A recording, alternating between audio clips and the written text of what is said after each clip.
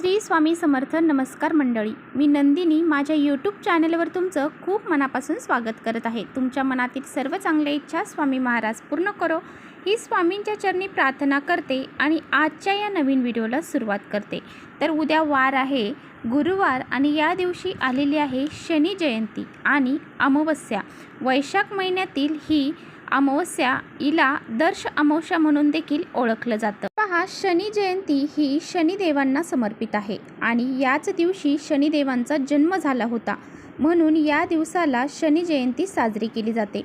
त्यामुळेच या दिवशी शनिदेवांची विधिवत पूजा केली जाते, व्रत केले जाते, सेवा केल्या जातात आणि काही उपाय देखील केले जातात.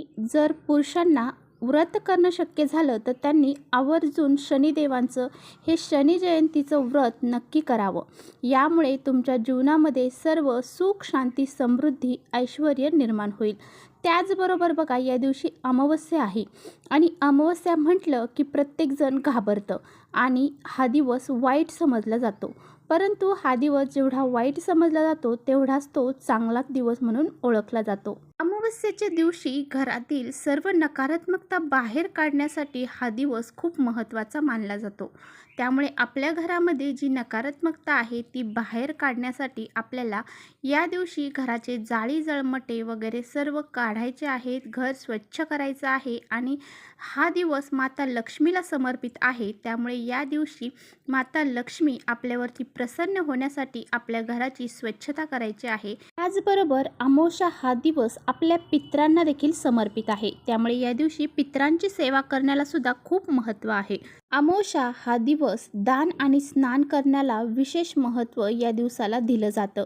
त्यामुळे जर तुम्हाला पवित्र गंगेमध्ये जाऊन स्नान करणं शक्य झालं तर तुम्ही नक्की पवित्र गंगेमध्ये जाऊन स्नान करावं. आणि काही वस्तूंचं जर आपण या दिवशी दान केलं तर आपल्यावरती आपले पित्र हे प्रसन्न होतात.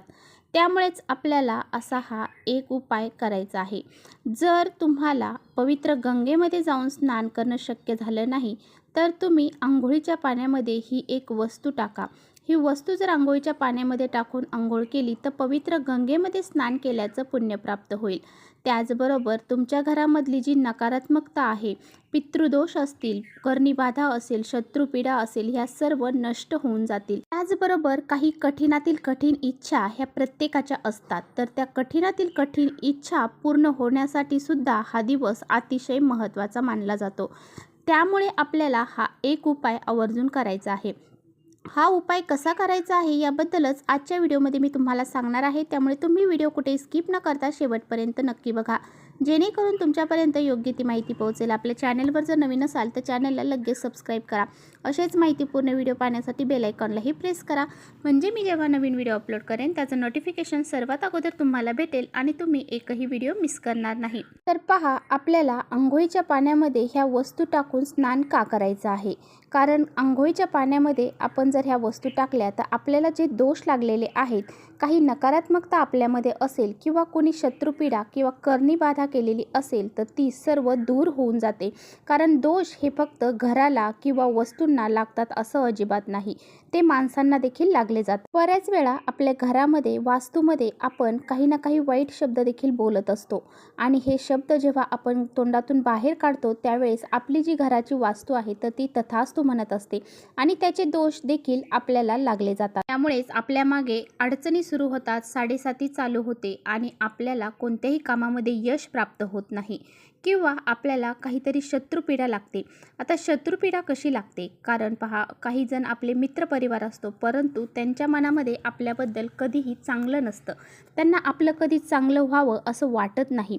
त्यामुळे अशी ही शत्रुपीडा जी आहे तर ती सुद्धा आपल्याला लागली जाते.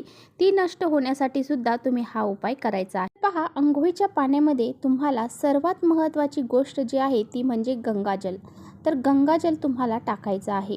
गंगाजल टाकल्यामुळं पवित्र गंगेमध्ये स्नान केल्याचं पुण्य प्राप्त होतं. तर पहा, यानंतरची पुढची वस्तू आहे ती म्हणजे खडेमीठ. तर खडेमीठ जर अंघोळीच्या पाण्यामध्ये टाकलं तर आपल्यामध्ये जी नकारात्मकता आहे ती नष्ट होऊन जाते. वाईट शक्ती दूर करण्यासाठी सुद्धा मीठ हे खूप महत्त्वाचं मानलं जातं. यानंतरची पुढची वस्तू म्हणजे तुळशीचं पान.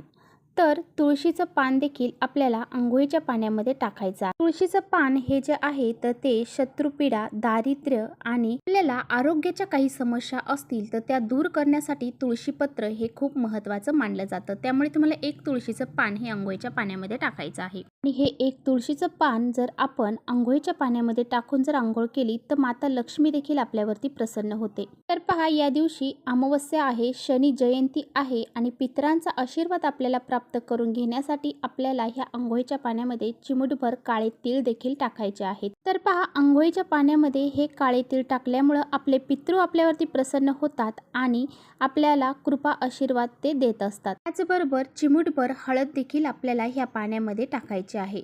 आता चिमूटभर हळद टाकल्यामुळं गुरुवार आहे आणि गुरुवारच्या दिवशी हळदीला किती महत्त्व आहे हे आपल्या सर्वांना माहीत आहे आणि यामुळे माता लक्ष्मी देखील आपल्यावरती प्रसन्न होते आणि त्यामुळेच आपल्याला ही हळद जी आहे तर ती अंघोळीच्या पाण्यामध्ये टाकायची आहे. हळद टाकल्यामुळं आपला गुरुग्रह हा मजबूत होतो. अशा पद्धतीने तुम्हाला या सर्व ज्या वस्तू सांगितलेल्या आहेत तर त्या अंघोळीच्या पाण्यामध्ये टाकायच्या आहेत आणि अंघोळ ही करायची आहे. अशा पद्धतीने ह्या सर्व वस्तू टाकून अंघोळ केल्याने तुमच्या जीवनामधले जे काही नकारात्मकता आहे, जे पितृदोष असतील, कर्णीबाधा असेल, शत्रुपीडा असेल तर यासारखे दोष जे आहेत तर ते नष्ट होऊन जातात आणि खूप सारी प्रगती होते. अशा पद्धतीने तुम्हाला ह्या वस्तू टाकून अंघोळ करायची आहे. अंघोळ करत असताना काही नियम आपल्याला पाळायचे आहेत. अंघोळ करताना डायरेक्ट डोक्यावर किंवा गुडघ्यावर पाणी आपल्याला घालायचं नाही. अंघोळ करताना पहिला मग भरून घ्यायचा आहे, उजव्या खांद्यावरती टाकायचा आहे, दुसरा मग भरून घ्यायचा आहे, डाव्या खांद्यावरती टाकायचा आहे. अशा पद्धतीने तुम्हाला अंघोळ ही करायची आहे. त्याचबरोबर पहा, उद्या गुरुवार आहे त्यामुळे स्त्रियांनी केस हे धुवायचे नाही किंवा अमावस्या आहे, अमावस्याच्या दिवशी देखील केस हे धुतले जात नाही. त्यामुळे तुम्हाला उद्याच्या दिवशी केस हे धुवायचे नाही, डोक्यावरती पाणी घ्यायचं नाही. असं जर आपण केलं तर आपले जे पती आहे किंवा आपले पती कोणत्या महत्त्वाच्या कामाला जाणार असतील तर ते काम पूर्ण होत नाही असं म्हटलं जातं. तर चला, अशा पद्धतीने तुम्हाला हे स्नान करायचं आहे. तुम्हाला व्हिडिओ जर आवडला असेल तर नक्की लाईक करा. चॅनलवर नवीन असाल तर चॅनलला सबस्क्राईब करा. परत भेटूया अशाच छानशा व्हिडिओसोबत. तोपर्यंत श्री स्वामी समर्थ.